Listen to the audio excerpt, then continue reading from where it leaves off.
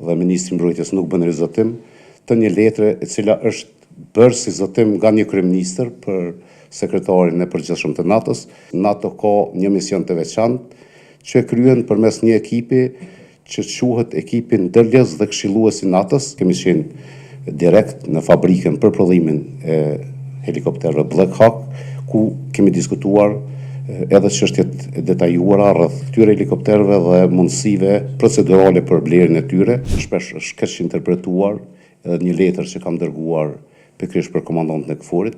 Asnjëherë nuk kam bërë rizotim dhe Ministri i Mbrojtjes nuk bën rizotim të një letre e cila është bërë si zotim nga një kryeministër për sekretarin e përgjithshëm të NATO-s. Ne kemi vazhduar që të theksojmë gjithmonë që do të respektojmë zotimin e vitit 2013, pavarësisht që ne nuk pajtohemi asesi me kufizimet që ka për veprim Forca e Sigurisë së Kosovës në veri të vendit, pa koordinim paraprak me KFOR-in, mirë po do të vazhdojmë të respektojmë këtë zotim, duke koordinuar gjithmonë paraprakisht me KFOR-in para se të dërgojmë trupa eventualisht në pjesën veriore. Ne do të vazhdojmë që të diskutojmë me partnerët tonë në NATO që edhe NATO si institucion në të ardhmen e afërt të njohë mandatin e ri të Forcës së Sigurisë së Kosovës.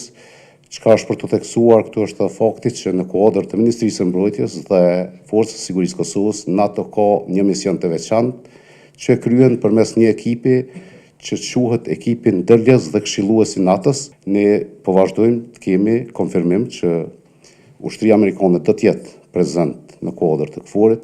Përveç prezencës ushtarake amerikane në kuadër të KFOR-it, ne jemi të interesuar dhe po vazhdojmë që të diskutojmë pikërisht me SBA-t për prezencë ushtarake amerikane dhe jashtë mandatit të KFOR-it, pra në aspektin bilateral, duke qenë pjesë e aktiviteteve të përbashkëta me Forcën e Sigurisë së Kosovës në Republikën e Kosovës. Pra në dy drejtime jemi duke diskutuar prezencën ushtarake amerikane. Një që ndërlidhet me vendimorën e vetë tyre për të vazhduar të jetë pjesë e KFOR-it, dhe e dyta përmes bashkëpunimit që kemi në aspektin bilateral, duke edhe në mundësi vetës, por edhe SBA-ve që të kemi prezencë në Republikën e Kosovës si në aspektin e trajnimeve, por edhe ashtu shfrytëzimit të hapësirave tona për qëllime të përbashkëta. Marrëveshja adreson gjithashtu çështjen e kapaciteteve ajrore, pra ndërtimit të flotës helikopterëve, që është një kapacitet që është planifikuar të ngritet në Forcën e Sigurisë së Kosovës.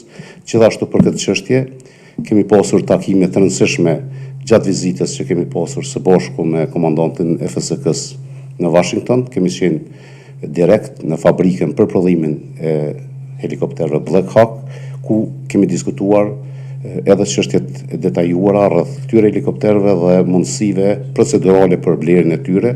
Ne kemi mbështetjen e Shteteve të Bashkuara të Amerikës për blerjen të këtyre helikopterëve, siç kemi edhe mbështetjen për blerjen e shumë sistemeve tjera që do t'i kemi në Forcën e Sigurisë së Kosovës në kuadër të fazës së tretë të tranzicionit. Gjithashtu edhe për Javelin, ne jemi duke ekzekutuar tashmë pagesat për sistemin kundër tank Javelin.